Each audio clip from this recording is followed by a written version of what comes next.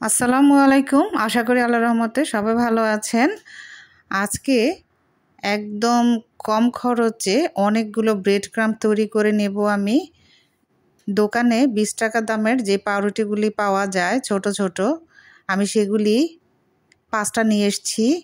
আর এই 100 টাকার ব্রেড দিয়ে আমি 300 টাকার ব্রেড ক্রাম্ব তৈরি করব, যেটা কিনা আমার যে কোনো নাস্তা তৈরিতে, চিকেন ফ্রাই তৈরিতে লাগবে। তো এই যে আমি প্রথমেই পাউরুটিগুলোকে ছোট ছোট পিস করে নিয়েছি, তারপর একটি ব্লেন্ডারে এগুলো নিয়ে নিব।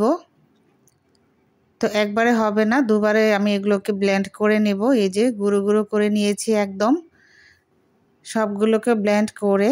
তারপরে আমি একটা পাতিলে নিয়ে এবার চুলার উপরে মৃদু আঁচে আমি প্রায় 5-7 মিনিট ধরে এগুলোকে নেড়ে চেড়ে নেব। আমি একটু হালকা ফুড কালার মিক্স করেছি, অরেঞ্জ কালারের। এটা না চাইলে নাও দিতে পারেন, একদম সামান্য। আমি কিন্তু খুব গাঢ় কালার পছন্দ করি না, তাই তো নেড়ে চেড়ে 5-7 মিনিট ভেজে আমি এটাকে তুলে নেব। তুলে নিয়েছি অলরেডি। ঠান্ডা হলে আমি এটাকে বক্স ভরে নিয়েছি। এই সবগুলো ব্রেড দিয়ে আমার এই পরিমাণের ব্রেড ক্রাম্ব হয়েছে।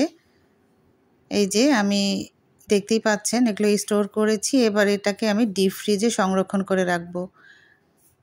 আর 6 মাস পর্যন্ত এটা খুব ভালো থাকবে। আশা করি ভালো লেগেছে। অনেক ভালো থাকবেন সবাই আল্লাহর রহমতে। আল্লাহ হাফেজ।